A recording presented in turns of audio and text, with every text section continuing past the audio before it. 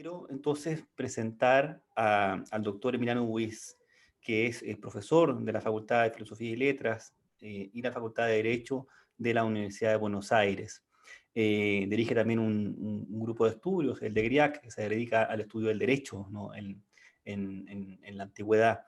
Eh, También el doctor Buiz ha publicado libros referentes, por ejemplo, a la comedia aristofánica y cómo eso se vincula con el aspectos jurídicos de la Atenas clásica, usando evidentemente fuentes que probablemente salen de la tradicional literatura jurídica, y eso es una mirada, un punto de vista realmente original.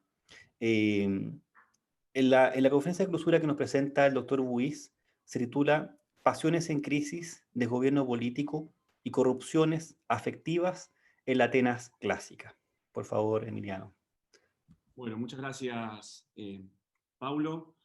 Primero, los agradecimientos de rigor, que en realidad no son de rigor, sino que son verdaderamente sentidos, no solo para Paulo, sino para todo el grupo Heima por este workshop que, como decía hace un ratito, fuera de la grabación disfruté mucho y del cual aprendí un montón. Así que muchas gracias, Paulo, por la confianza y el honor brindado para poder participar y colaborar. Lo que les voy a plantear hoy tiene que ver con algunas ideas de un proyecto que está en curso y que se ocupa un poco de las relaciones entre las emociones públicas y las emociones privadas en el ámbito de la Atenas clásica, ¿no? En particular, me interesa trabajar con las normatividades afectivas, con las regulaciones en materia de las emociones previstas, las emociones toleradas, y cómo las emociones del ámbito particular se proyectan al ámbito de lo público, de lo político a nivel de la polis estrictamente, y también a las relaciones diplomáticas.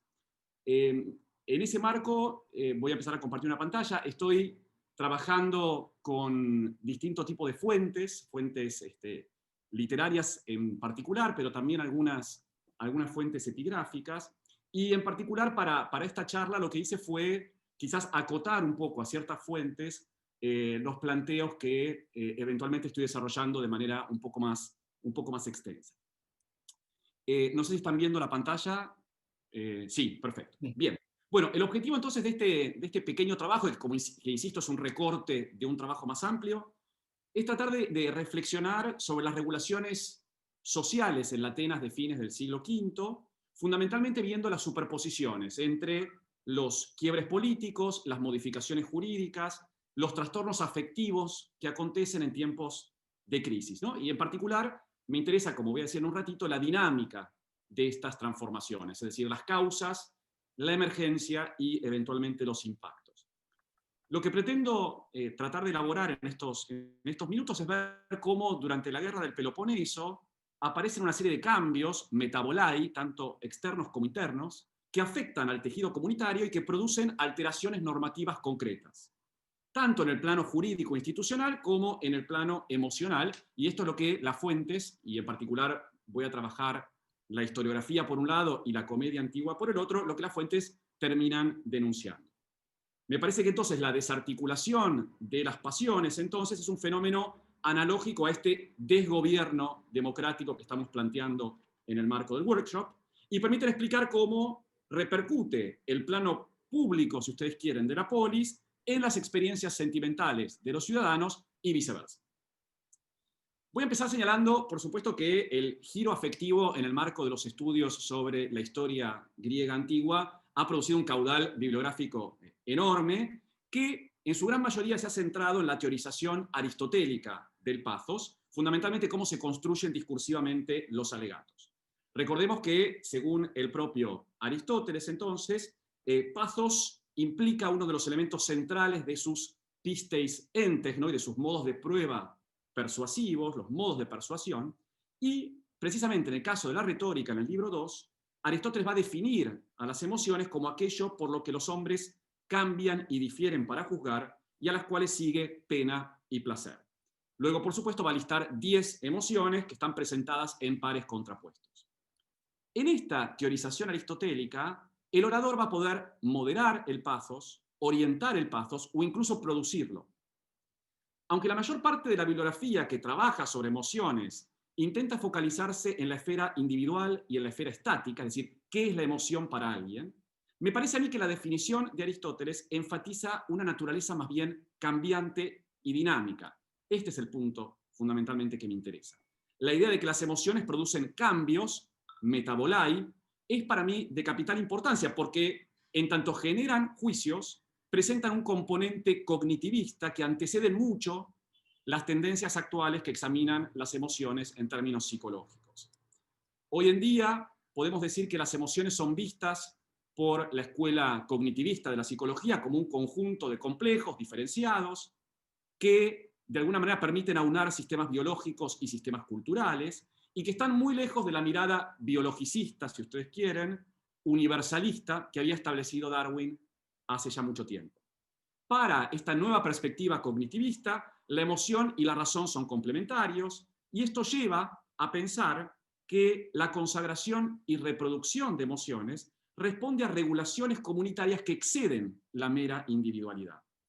La revolución cognitiva, si ustedes quieren, indicó que las emociones, experiencias que en un principio son biológicas y son corporales, son susceptibles de devenir construcciones colectivas. De este modo, es posible afirmar que las sociedades pueden desarrollar una orientación afectiva de grupo, como bien desarrolló Barbara Rosenbein al identificar en la Edad Media lo que se llama comunidades emocionales, es decir, grupos en los cuales los integrantes adhieren a las mismas normas de expresión emotiva y aprecian o no los mismos valores. En estas comunidades hay, y en esto me baso en los trabajos de Caster lo trabaja para el caso de Roma en particular, hay guiones afectivos, emotional scripts, dice él, con repertorios culturales de comportamientos emotivos no solo tolerables, sino que además son susceptibles de ser promovidos. Hay una serie de emociones de carácter público que la propia sociedad de alguna manera favorece. Esto, por supuesto, ha sentado bases para todos aquellos trabajos desde la filosofía política y la filosofía jurídica que han intentado revalorizar el elemento afectivo en la construcción democrática actual.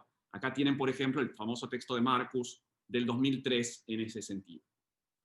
Muchos son los textos que en la Atenas clásica van a consagrar estos repertorios afectivos. La oración fúnebre de Pericles, sobre la cual muchos de mis antecesores en el workshop han hablado, presentada por Tucídides en el famoso libro 2 de la historia de la guerra del Peloponeso, es un ejemplo del afianzamiento de estos repertorios.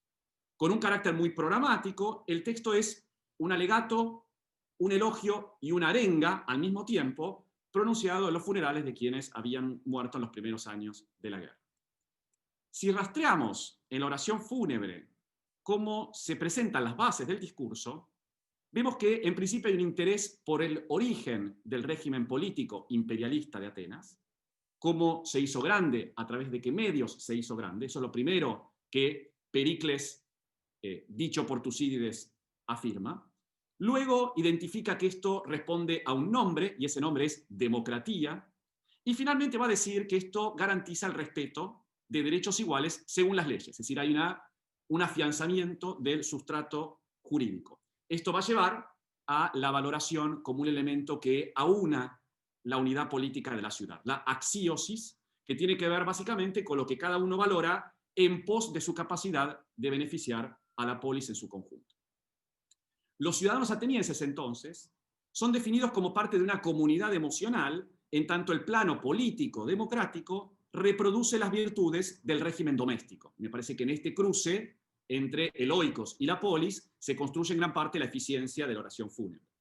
Para el propio Pericles, según Tucídides, los nomoi en tiempos democráticos son taxis, es decir, orden, estructura, permanencia institucional y estabilidad, ¿no? Fíjense el texto que tienen citado. Dice: si en las cuestiones privadas se evita el agravio, en lo público no transgredimos la ley, paranomumen en griego, sobre todo por temor, obedeciendo a los que en cada momento están en el poder, así como a las leyes, nomon, especialmente aquellas que están instituidas, keintai, para socorro de los agraviados y a cuantas sin estar escritas proporcionan una vergüenza reconocida. Fíjense que hay emociones paradigmáticas, ¿no? El temor, la vergüenza, como aquello que públicamente el ciudadano debe manifestar. Por supuesto que frente a este orden, el texto de Tucídides rápidamente va a presentar la ruptura. Una ruptura que en el propio libro 2 está encarnada por la peste, que llega a Atenas hacia el 430.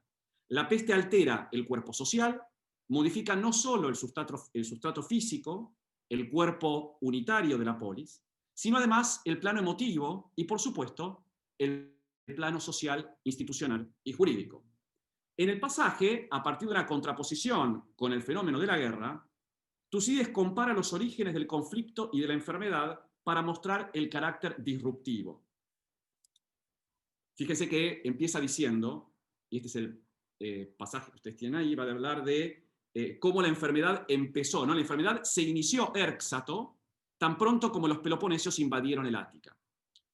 Este lenguaje de la irrupción de aquello que desestabiliza adquiere un sentido pleno si lo comparamos con la otra gran catástrofe, la guerra, que fue presentada en su irrupción repentina en el libro anterior, que es en el pasaje 1.23, cuando Tucídides discutía cuál era la causa más real de la guerra. Esto, de hecho, es el pasaje que hace un ratito nomás trabajó Agustín Vázquez al hablar precisamente de la legitimación de la guerra del Peloponeso, ¿no?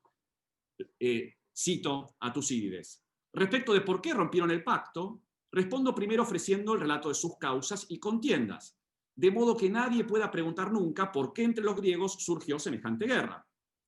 El fundamento verdadero y el menos aparente en el discurso que los obligó a hacer la guerra fue, creo, que los atenienses se volvieron más poderosos y atemorizaron a los espartanos.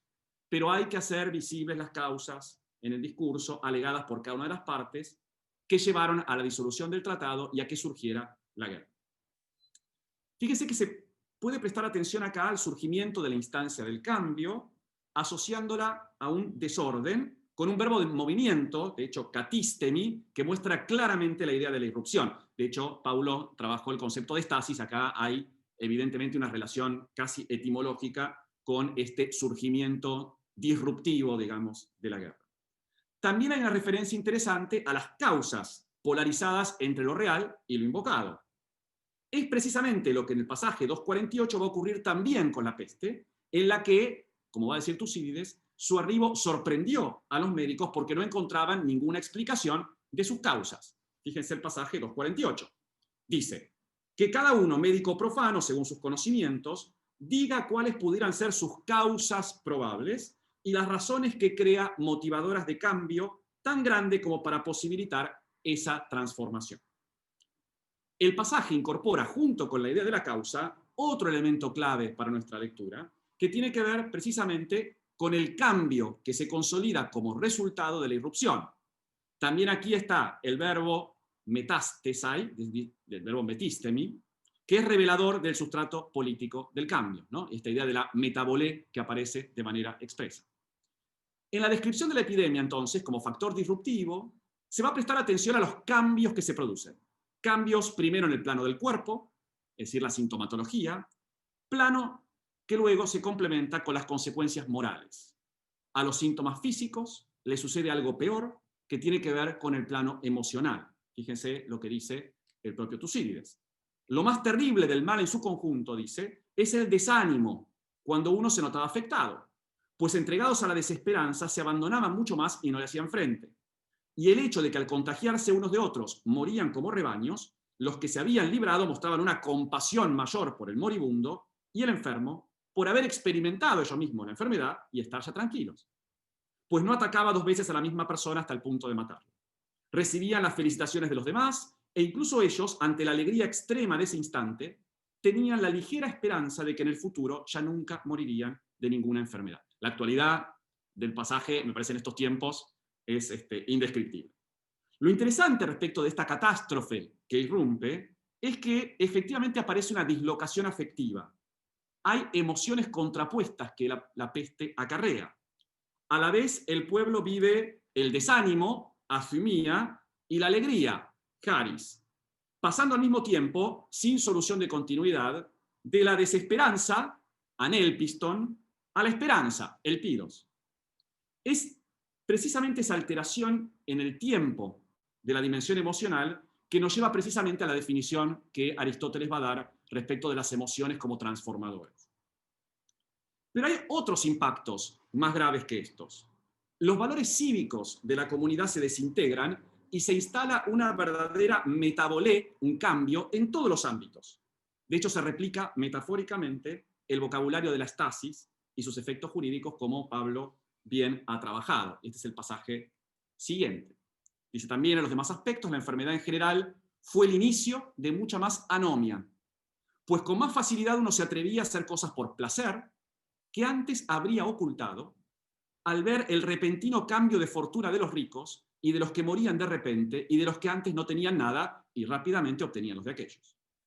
Y lo que en ese instante era agradable o ventajoso para conseguirlo, eso surgió como lo bello y lo útil. Y ningún temor a los dioses ni ley de los hombres los detenía, juzgando que era igual ser piadosos o no, porque veían que todos morían por igual. Nadie esperaba incluso vivir lo suficiente para pagar por sus delitos, pendía sobre ellos una condena que ya había sido pronunciada, y antes de que ésta les cayera encima, estaba bien disfrutar un poco de la vida. Fíjese que en esta tercera dimensión, ¿no? Cuerpo, emoción, política, se ve afectada por la aparición de la enfermedad los mismos elementos descritos. La idea del inicio, ¿no? Erxe, la idea de que surgió, cateste, esta crisis de los valores, así como el surgimiento de la idea del cambio y la modificación, metabolé, en este caso vinculado con una serie de términos jurídicos que, como sucedía con el cuerpo y con las emociones, ahora parecen totalmente desarticulados. Caóticamente, los ciudadanos se manejan sin respeto a la ley, sin nomos, y ahí está, sin nomos, y además en una completa situación de anomía. Como si se tratara de un disturbio político, la enfermedad está también en la génesis del descontrol jurídico. Mediante la estasis, la instalación de nuevos valores que corrompen consigue destruir los nexos familiares y superar todos los límites establecidos.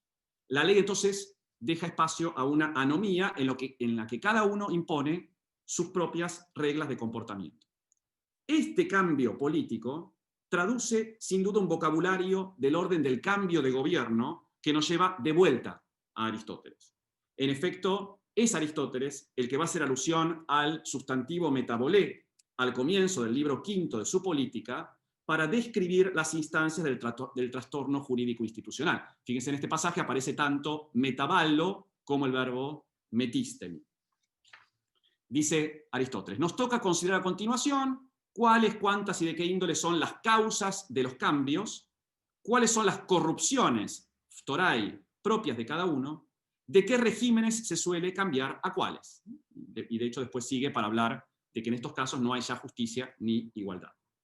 Con esta referencia al cambio y a la degeneración de los regímenes rectos, orthoi, Aristóteles indica que nada va a permanecer inalterable, ¿no? Diamenein, nada permanece. Detrás del cambio, de la metabolé, se superponen los riesgos inherentes a la corrupción material, la alteración emocional y la distorsión jurídica. Se abandona, dice él, lo justo y lo equitativo en pos de la irrupción de sistemas torcidos, de sistemas desequilibrados.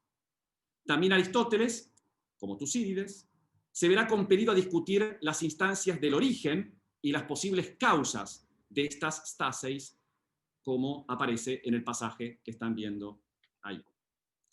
Volviendo al pasaje de la peste de Tucídides, asistimos a una ruptura de los lazos sociales de armonía, de la isonomía democrática. Asistimos a su trastocamiento. Se ven reemplazados por la consagración de una especie de individualismo sustentado en emociones ligadas al egoísmo, la codicia privada y al materialismo en interés propio. Exactamente lo contrario de lo que la oración fúnebre había estimado como los valores que la polis debía apoyar. Los valores de la ciudad, entonces, tradicionalmente asentados en la propia comunidad, se ven desplazados por la crisis repentina que fomenta el placer y los intereses particulares. La comedia antigua, y ahora entro en el segundo cuerpo de fuentes que me interesa trabajar, precisamente se va a valer de esta nueva realidad para cargar las tintas sobre esta corrupción emocional derivada de las catástrofes políticas.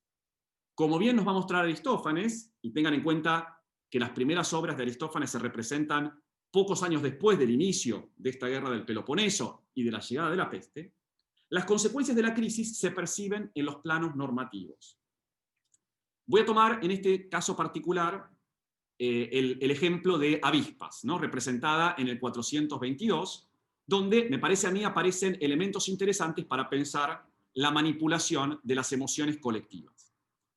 En principio es destacable que desde el comienzo de la obra, la situación del anciano Filocleón, que calculo que recordarán, pero es un viejo que está fanatizado por este deseo constante de servir como dicastés, como juez, la situación de Filocleón se define reiteradamente como una enfermedad. Y acá me parece interesante la comparación con la idea de la peste. Hay un cambio repentino del estado esperable de salud o de tranquilidad de un buen polites, de un buen ciudadano. Fíjense, empiezan los esclavos del prólogo diciendo, su padre sufre de una extraña enfermedad. Se discute, de hecho, cuál es el comienzo del mal, y de vuelta aparece este término argé, que para Tucídides va a ser clave para identificar el momento de cambio. Y además se indica que, y esto lo dice el propio Hantias, va a indicar de qué se trata la enfermedad precisa que sufre su amo. Tal como acontece con la narración de la peste, la enfermedad como instancia de crisis aparece en avispas en el origen de la desintegración emocional. Es lo que ocurre con dos emociones concretas, y de hecho voy a focalizarme solo en dos por cuestiones de tiempo, que están estrechamente vinculadas con la administración de justicia en la Atenas clásica y que aparecen totalmente desarticuladas por la irrupción de esta enfermedad de Filocleón. Me refiero a la ira, por un lado, y a la compasión, por el otro. Empecemos entonces con la emoción de la cólera o de la ira. La ira es la manifestación de una emoción que está ligada, para los atenienses, al ejercicio democrático del poder ciudadano. Esto ya lo trabajó Daniel Allen en varias publicaciones. Existe un sentimiento comunitario que se ejerce a través de la cólera en defensa de las instituciones políticas. Aristóteles va a definir la orgué, y lo tienen ahí en pantalla, como un anhelo de venganza acompañado de dolor por un menosprecio percibido contra uno mismo o uno de los nuestros, cuando ese menosprecio no es merecido. Fíjese que al implicar una especie de devolución de un mal cometido injustamente, esta orgué va a describir el sentimiento propio de la necesidad de justicia social. En la oratoria forense, de hecho, suele aparecer frecuentemente la orgué cuando el denunciante justifica su enojo frente al delito cometido por el adversario. Eso es lo que ocurre, por ejemplo, en el discurso contra Leoquites de Isócrates, tienen ahí arriba de la pantalla el pasaje, cuando se describe que, frente a un acto de adiquía, corresponde que los hombres libres del jurado se encolericen en gran medida y obtengan un gran castigo. Fíjense, hay una relación directa entre la orgué y la timoría, ¿no? Entre la ira y la sanción o el castigo que se impone. La orgué entonces resulta una pasión política en tanto deviene expresión de un enfado colectivo. La vinculación de esta irritación social con la sanción se hace evidente al requerirse modos de imposición destinados a aplacar la ira que produce un ciudadano que es injusto. Es decir, el tejido de la polis se ve afectado por el comportamiento de un ciudadano y por lo tanto hay una cólera colectiva que debe de alguna manera excluir a ese individuo, a ese cacurgos, ¿no? A ese individuo que ha actuado mal. En el discurso sobre la corona de Demóstenes, el orador une inmediatamente el enojo con el establecimiento de una pena acorde a esa orgué causada, ¿no? Tienen ahí el pasaje en la parte inferior, dice, entre todos los otros hombres, ciertamente, yo mismo veo de algún modo estas mismas cosas definidas y establecidas. Alguien comete una injusticia de modo voluntario, la ira y el castigo caerán sobre él. Ahora, fíjense, es muy interesante los verbos, los participios que usa, el verbo diorizo y el verbo tasso, ¿no? Los dos tienen que ver con la instalación de un orden formal, ¿no? De una estructura institucional. En esta construcción institucional o normativa de la ira, debe prestarse atención a la efectividad entonces del empleo retórico del orgué como un elemento persuasivo. La ira entonces se consolida apartando a aquel individuo que afectó a la polis, quien queda por lo tanto excluido del demos. Esta canalización de las emociones grupales contra el delincuente funciona como recurso para aglutinar, si ustedes quieren, al cuerpo político y consolidar la base cívica en su uniformidad de conducta. La escisión del conjunto de los ciudadanos frente al otro que genera la cólera representa, me parece, una base adecuada para entender qué hace la comedia antigua respecto de esta emoción particular. Si vamos a avispas, la altísima frecuencia de menciones referidas a la cólera de la pieza me parece que se explica por el tipo de trama que la obra presenta. Se identifican a los eliastas, es decir, a los jueces, a los dicastai, entre los cuales está el coro de ancianos y Filocleón, que es el anciano protagonista de la obra. La omnipresencia de la cólera sirve para describir el sentimiento de reacción ante una afrenta injustificada y, por lo tanto, le sienta muy bien a la figura de los jueces populares, ¿no? Hacer de juez es equivalente en la obra a encolerizarse. En la obra se afirma que hacer enojar a la tribu de hombres ancianos equivale a azuzar un panal, ¿no? Fíjense ahí el pasaje que tienen citado. Dice, pero desgraciado, si alguien encoleriza a la estirpe de los viejos, es igual a un avispero, pues tienen un aguijón afilado que sale del lomo, con el que pican y zumban y saltan y tiran como chispazos. Pero para comprender los intersticios humorísticos respecto de la cólera en avispas, es preciso partir de las diferencias que existen entre Filocleón por un lado y el resto de los ancianos jueces por el otro. Filocleón tiene un perfil muy particular y me parece a mí esto Aristófanes lo explota de manera muy clara. De hecho, Filocleón, como si se tratara de un strategos, va a dar órdenes desde su rol individual a sus compañeros jueces para que avancen con una incursión armada. Y me parece muy interesante este pasaje, fíjense, dice Filocleón, compañeros jueces, avispas de corazón agudo, adelante ahora, algunos de ustedes vayan en vuelo directo a su culo, encolerizados, otros piquen alrededor de los ojos y de los dedos. ¿No? Me parece muy interesante porque por un lado los convence a los ancianos del coro diciendo que son xyndikastai, es decir, son jueces a la par de él, y sin embargo esto claramente implica dar una orden a los soldados como si uno fuese un estrategos que está en una situación de toma de decisiones, ¿no? Hay un juego muy perverso en la obra entre la asimilación retórica, pero a su vez la profunda distinción de un Filocleón que, si ustedes quieren, y si se me permite la expresión, se corta solo en un montón de sentidos. Quizás la diferencia más significativa para entender cómo Filocleón se separa del resto de los ancianos está determinada por la subversión de la cólera judicial. De hecho, dijimos, la cólera es un elemento propio de todos los jueces, de todos los ancianos del coro, y sin embargo, en el caso de Filocleón, adquiere un sentido único, un sentido particular. A diferencia del resto de los jueces, Filocleón va a ser inflexible en sus consideraciones. De hecho, va a disfrutar de la imposición de las penas máximas a los litigantes respecto de los cuales tenga que sentenciar. Fíjense la presentación del propio Filocleón. Dice el coro respecto de él: debido a su mal carácter, Dioscolías, aplica a todos la pena máxima y retorna como una abeja o un abejorro con las uñas empastadas de cera, ¿no? Es decir, de imponer en la tablilla las penas máximas. Los acusados nunca van a poder aflojar este mal humor con súplicas. Mediante un superlativo que lo distingue del resto, Filocleón es definido como el más terrible de todos, drumytatos, ¿no? De vuelta, una expresión que muestra que Filocleón es distinto al resto. Filocleón es el único, monos, que es incapaz de ser conmovido. De hecho, se dice que incluso cuando alguien lo quería conmover, él respondía: estás queriendo cocinar una piedra, ¿no? Es el pasaje final que ustedes tienen. A diferencia entonces de la cólera que podemos identificar en los jueces del demos, que sería tolerable como un sentimiento colectivo en la democracia, el modo en que se presenta la cólera de Filocleón, que es una cólera insaciable, que no puede ser depuesta, responde muy poco a los intereses comunitarios. La obra muestra de manera consistente en qué medida Filocleón se encoleriza para conseguir satisfacciones del orden de lo individual. Y acá está la manipulación de la emoción.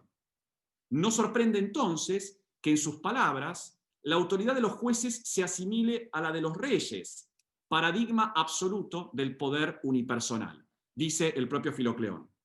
Ciertamente, desde el punto de partida, demostraré acerca de nuestro poder que no es inferior a ninguna realeza basileia. La figura de Filocleón muestra las consecuencias de una afectación radical de las regulaciones emotivas de la cólera judicial en el contexto de una Atenas en crisis. En este desplazamiento normativo de la cólera social hacia una ira individual se produce, a mi juicio, la risa. Pasemos, como último punto, a la compasión, a la segunda de estas emociones que me interesa trabajar. Con la compasión ocurre algo semejante, ¿no? La compasión en tiempos de crisis institucional. Al referirse a los pace, como elemento estructurante, como dijimos, de la retórica, Aristóteles va a definir qué entiende por eleos, qué entiende por compasión, y lo define así. Dice, la compasión es un tipo de dolor despertado por la visión de lo malo, lo funesto o lo doloroso, que le ocurre a alguien que no lo merece, ¿no? Tú, anaxiu. Acá coincido, de hecho Cecilia Hinojosa hoy trabajó un poco la idea de la compasión, criticando, y yo coincido, un poco esta mirada bastante cristiana que se tiene de la misericordia y que no tiene mucho que ver con la propia expresión de los antiguos a la hora de pensar el concepto de eleos, pero sí me parece interesante en este concepto aristotélico destacar la idea de la falta de merecimiento, quien no lo merece.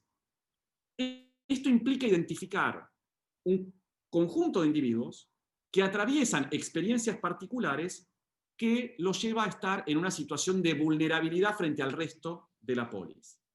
Solo despierta Eleos, quien por su sufrimiento, siendo un buen ciudadano, se ve afectado de modo injusto.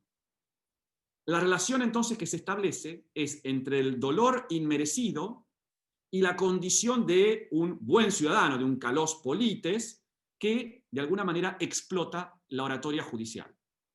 En la oratoria, de hecho, hay un topos común donde aparece esto como un recurso adecuado para obtener el favor del jurado. Pero acá hay un riesgo. La apelación al eleos requiere un delicado equilibrio entre la necesidad de proteger a la víctima verdadera de un acto que no merece recibir, de quienes procuran ampararse en la compasión para ser absueltos de manera injusta, ¿no? Y hay un perfil muy tenue, digamos, entre el uso correcto del eleos y una mala utilización del eleos. De hecho, en varios pasajes, la oratoria da cuenta de la denuncia anticipada del pedido de compasión como estrategia que el adversario va a emplear con fines poco loables. Generalmente uno critica al adversario de que recurre al eleos cuando no tiene argumentos para defenderse racionalmente, ¿no? Esto es lo que deja muy en claro Demóstenes cuando critica la muy probable actitud que va a tomar Esquines cuando se defiende, ¿no? Dice Demóstenes, aunque hizo estas cosas como cuando era embajador, llorará por sí mismo y probablemente hará aparecer a sus hijos y los va a hacer subir al estrado. Esta previsión de lo que el otro litigante va a hacer da cuenta de una desarticulación retórica, ¿no? Del recurso. El hecho de que hay fórmulas reiteradas para develar la intencionalidad de esta apelación ad misericordiam lleva a la crítica a suponer que detrás de esto claramente hay un cliché, ¿no? El cliché de desarticular todo eleos como producto de alguien que no está en condiciones de poder apelar. La performance de la conmiseración y la presencia del vocabulario de la súplica son propicios para la explotación cómica de este recurso. Suponen estrategias de representación de emociones judiciales que van a desnudar una crítica al carácter antidemocrático y anticívico de una afectividad excesiva, de un patetismo, si ustedes quieren, desbordado. Dos son los pasajes de avispas en los cuales aparece la opinión del juez ante los litigantes que le suplican. Y esto es un caso único, porque como ustedes saben, la oratoria no nos da la voz de los jueces, nos da la voz de los litigantes. Con lo cual, la percepción de un juez respecto de un litigante que suplica es una estrategia interesante de la puesta en escena de avispas. Dice el pasaje. Y en cuanto paso es Filocleón el que está describiendo su rol como juez, ¿no? Enseguida uno me da la mano, suave, ladrona de fondos públicos, y se inclinan suplicando y me dicen con voz lacrimosa, compadécete de mí, Padre, te lo pido, si tú alguna vez como yo te has quedado con algo al ejercer un cargo, o cuando en campaña ibas a conseguir provisiones para tus compañeros. Este no habría sabido que yo estoy vivo si un tiempo antes yo no lo hubiera absuelto, ¿no? Este es el primer pasaje que me interesa. El segundo, unos pocos versos después, es este. Dice Filocleón: enseguida trae a la rastra a los bebés de pecho, a las mujeres y a los hijos de la mano, y yo los escucho. Y los chicos a la vez agachan la cabeza y se ponen a balar al mismo tiempo. Y entonces el padre me suplica por ellos como a un Dios, temblando, agitado, para que lo libere de la rendición de cuentas. Si te pones contento con la voz del cordero, compadécete de la voz de mi hijo. Y si en cambio me alegro con las lechoncitas, la voz de su hija me persuade. Entonces fíjense cómo aparece toda una construcción muy interesante respecto a la percepción de la compasión. En boca de Filocleón, la compasión se resemantiza desde la perspectiva del juez. Desde esta visión hay una serie de parámetros muy humorísticos. La agitación y el temblor del acusado, que se acerca con temor al juez, da cuenta de un distanciamiento profundo entre el defendido y el cuerpo de los jueces. La debilidad de quien está sumergido como ciudadano, que se somete casi esclavizado frente a Filocleón, se contrapone con el poder monárquico con el que el propio Filocleón se va a asimilar. Desde una línea de análisis, entonces, que se ocupa de relevar las emociones, en esta transición de un pathos democrático colectivo a sentimientos particulares, el pedido de Hélios, me parece, se termina configurando en una afectación a la isonomía de la propia ciudad.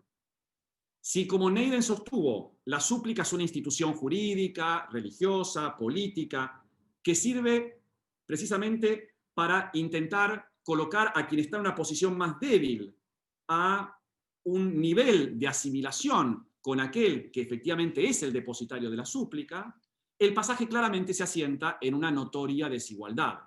El reclamo de compasión implica una ruptura del orden democrático.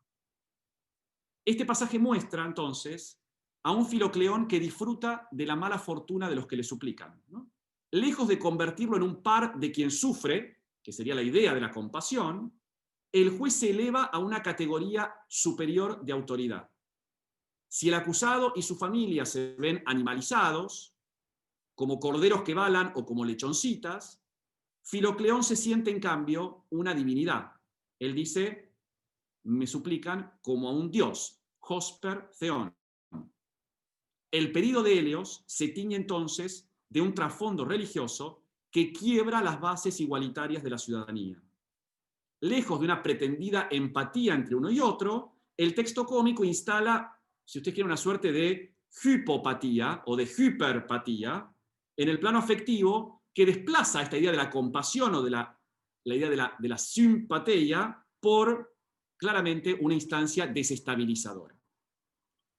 Se ve entonces el riesgo latente de una emotividad excesiva que esclaviza y que complota contra el balance autocontenido de la comunidad afectiva de los ciudadanos atenienses. Dos últimos pasajes antes de terminar. Pasajes del oratorio donde me parece que esto termina reforzándose.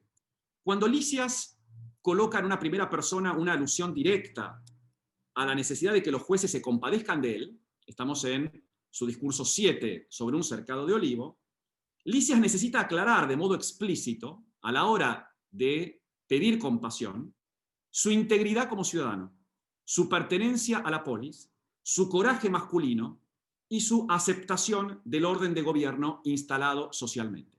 Fíjense, frente a todo el primer vocabulario muy propio de la compasión, Lisias inmediatamente recupera su valor de ciudadanía.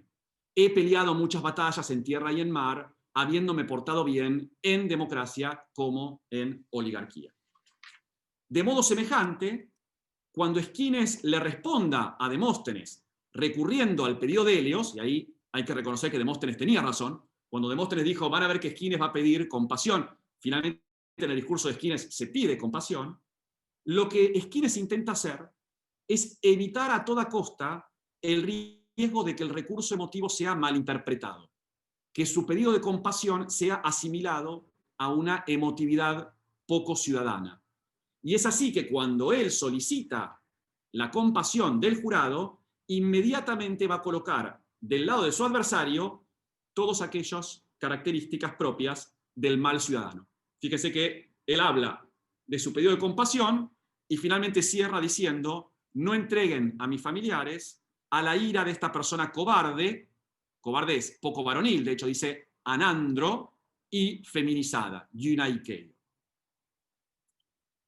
Volviendo entonces a Aristófanes, y voy terminando, la comedia me parece que se encarga entonces de desarticular estos valores normados en la comunidad afectiva ateniense. En avispas, el acusado en condición de víctima y el juez, portador de un poder absoluto, generan un desequilibrio, una asimetría que en términos políticos traduce un orden institucional en crisis. En la inferioridad del demandado y en la consecuente tiranización del juez, y acá hay una idea de la hybris del tyrannos tal como la trabaja Gall, los valores masculinizados de la isonomía y el equilibrio de un tribunal se ven desplazados por una exteriorización exagerada, casi feminizada, de los afectos. Entre los corderos y los lechoncitos y los reyes, Avispas nos muestra que hay una grieta que es insuperable, que deja al descubierto los inconvenientes de un sistema democrático que está resquebrajado, un sistema en el que claramente quienes son pretendidamente iguales por la isonomía, en realidad son radicalmente desiguales. Para terminar, entonces, cuando Tucídides asimila la peste y el conflicto armado, se rescatan estos peligros del quiebre y de los desvíos en todos los niveles, ¿no? La somatización de la guerra y a su vez la politización de la plaga son estrategias análogas que se convierten en operaciones puntuales que van a repercutir en el tejido emocional de los atenienses, en la percepción respecto de las emociones de los atenienses. En esta misma línea, cuando irrumpe el cambio, y el cambio es la guerra o el cambio es la peste, se alteran las bases colectivas y la continuidad de los valores comunes. Esto es causa de la convalescencia del cuerpo, individual o cívico, la corrupción de las emociones y las costumbres, y la desintegración del orden legal, ¿no? Es decir, los tres elementos que se producen a la par. En el caso de la comedia, la guerra y la degeneración institucional en tiempos de demagogia son develadas mediante la manipulación risible de la ira y de la compasión judiciales. Mediante procesos de inversión que se implementan respecto de los sentimientos adecuados en el ámbito político, lo que Avispas hace es escenificar, por un lado, una cólera malentendida, ¿no? Una cólera justificada por intereses individuales y no amparada en una pretensión colectiva de beneficiar al demos. Por otro lado, respecto de la compasión, va a criticar el eleos porque precisamente subvierte los fundamentos isonómicos de la justicia ateniense. Lo que la comedia entonces hace es escenificar una criticable privatización de los sentires democráticos que resulta ejemplo de una estrategia literaria, en el caso de Aristófanes, destinada a provocar risa a partir del cambio, de la transgresión o de la subversión de las emociones que se esperan en una verdadera democracia. Las pasiones, entonces, también son susceptibles de entrar en crisis. Como si se tratara entonces de una verdadera educación sentimental, sustentada en la necesidad de integrar a los ciudadanos en un tejido afectivo común, tanto Tucídides como Aristófanes, tanto la historiografía como la comedia antigua, nos enseñan con este despliegue de un repertorio afectivo cómo mantener las emociones adecuadas, al menos eso, cómo mantener las emociones adecuadas cuando todo lo demás que nos rodea parece empezar a desintegrarse. Muchas gracias.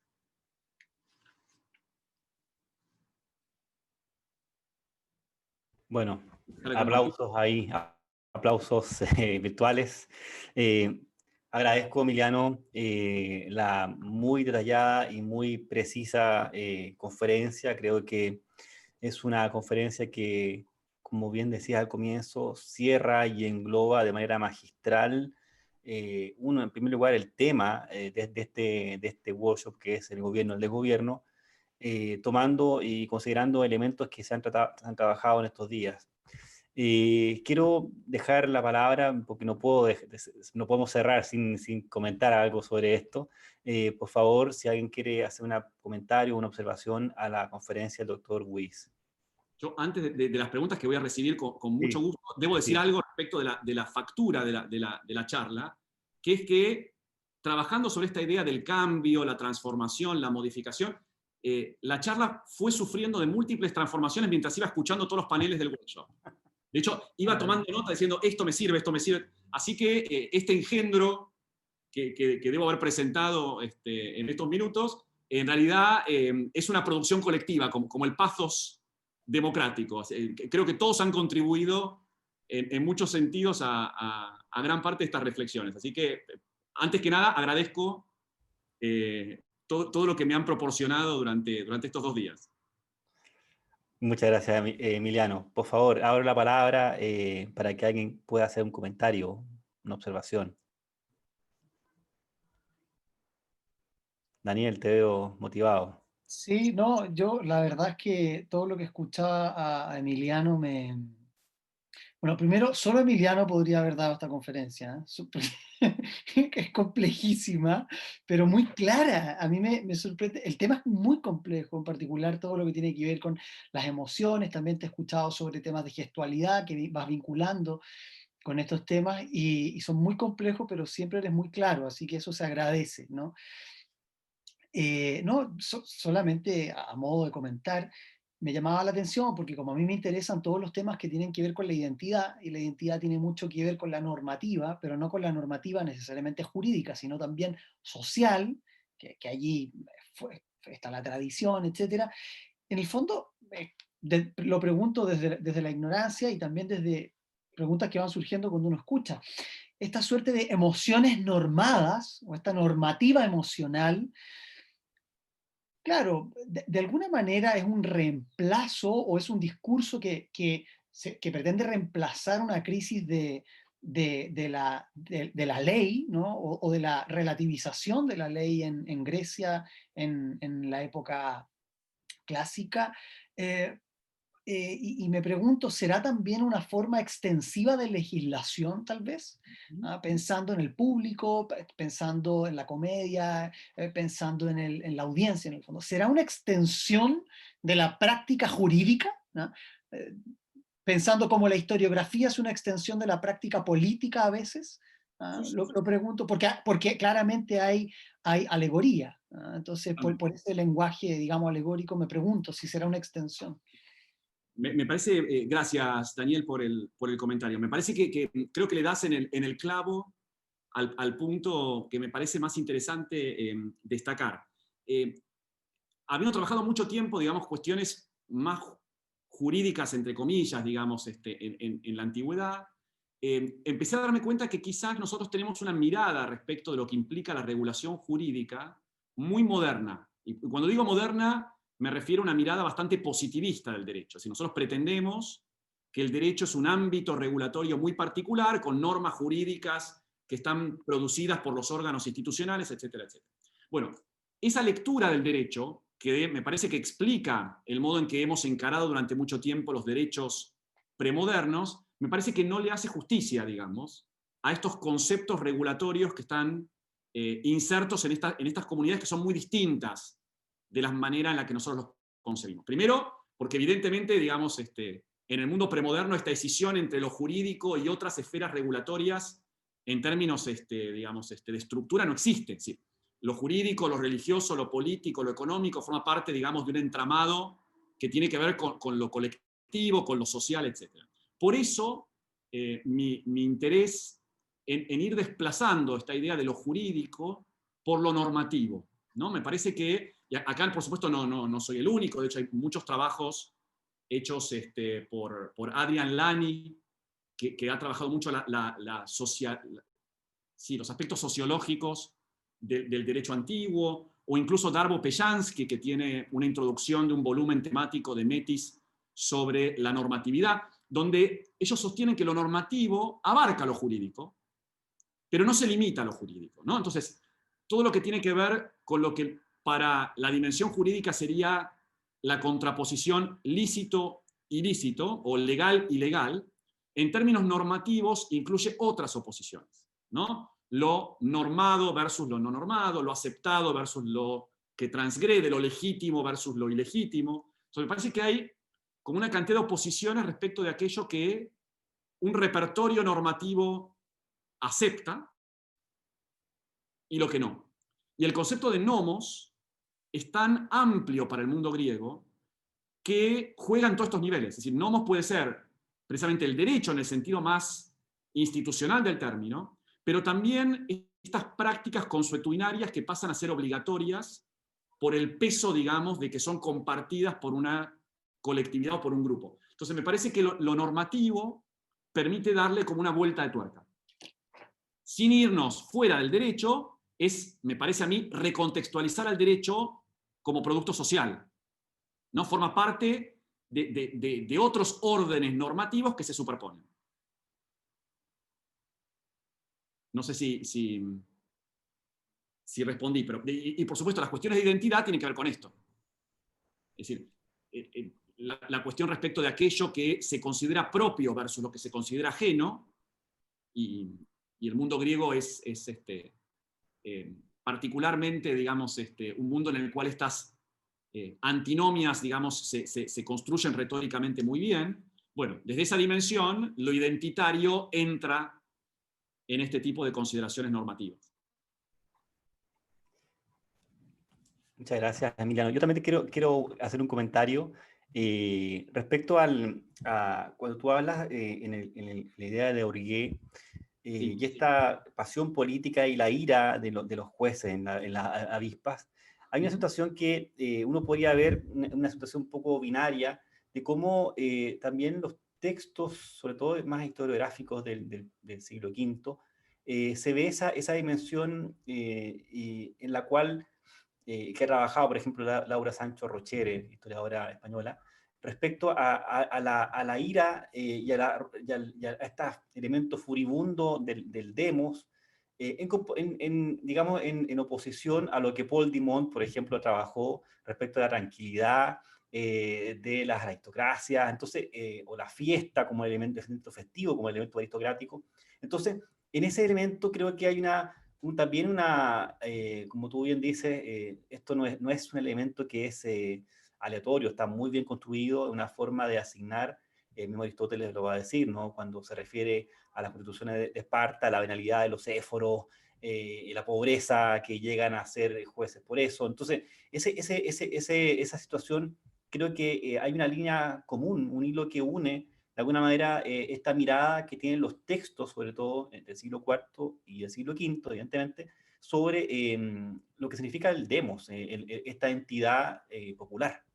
Totalmente. Sí, sí. De hecho, ese es uno de los puntos que bueno, en este trabajo no incluí, ya me parecía demasiado, porque como dice Daniel, metí todo acá adentro, digo, creo que no me quedó nada afuera. Es esta idea de que, digo, tomando este texto de Paul Demont, que es muy interesante, ¿no? Sobre el ideal de la tranquilidad, ahí lo que Demont plantea, y a mí me parece interesante, es esta idea de cómo muchos testimonios, no solo historiográficos, también la oratoria juega mucho con esto, generan en esta lógica de lo tolerado y lo no tolerado una contraposición entre la polypragmosune y la apragmosune, ¿no? Este ideal de la falta, digamos, de conflicto en términos de acciones políticas judiciales, esta polypragmosune que es, sobre todo en la comedia, digamos, siempre denotada negativamente, ¿no? El polypragmon es el que se la pasa buscando problemas, generando querellas, denunciando como un psicofanta, etcétera, etcétera. En cambio, cuando uno piensa la orgué como mecanismo, digamos, de generación de cambio, porque tanto en la polipragmosione como en la orgué está esta idea, digamos, del movimiento frente a la quietud, cuando aparecen las apelaciones a la orgué tomada en sentido positivo, es decir, la orgué como enojo frente a aquel que se comporta mal, lo que se advierte en la orgué democrática es esta idea de que la orgué implica un movimiento activo de enojo, pero que a la vez busca restablecer el equilibrio. cosa que no ocurre con la polipragmosine. Es decir, la polipragmosine altera el equilibrio, porque frente, digamos, a los ciudadanos que deben ocuparse de tademosia, de los asuntos públicos, respetando este repertorio, digamos, de comportamientos ideales, el polipragmon va más allá, ¿no? Se destaca por afectar lo esperado.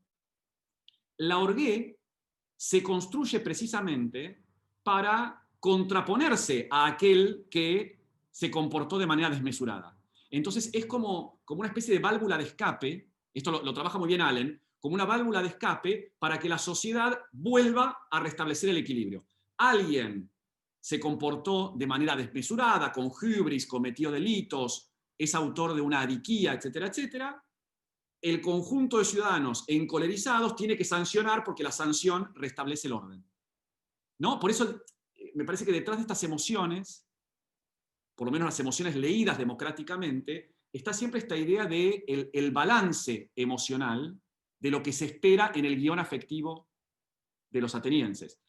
La orgué en un sentido y la compasión en otro sentido funcionan casi como un entramado, como un engranaje, digamos, de pesos y contrapesos que hacen que el demos pueda reencontrar su equilibrio, ¿no? Y esto es muy griego, ¿no? Esta idea de los regímenes rectos, de hecho, esta idea de los regímenes orthoi o las politeiai orthai tiene que ver con lo que implica, digamos, la quietud del equilibrio, del balance.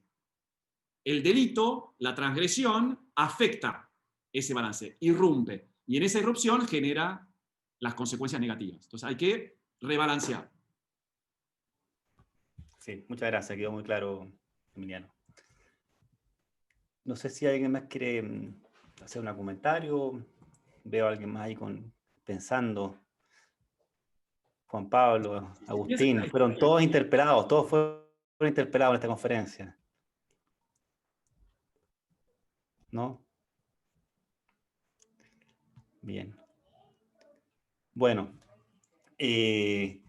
no viendo más intervenciones, no sé si alguien más no hay intervenciones, bueno, voy ya entonces vamos a cerrar este cuarto workshop que ya hemos dicho, y creo que es una experiencia que se ha ido construyendo entre todos básicamente, porque como bien decía Emiliano, hemos tomado nota y hemos podido nutrirnos de los distintos trabajos que se han presentado, tanto de esta idea del gobierno y desgobierno en el mundo griego arcaico, clásico, helenístico, y en la Roma republicana, imperial y tardo antigüedad.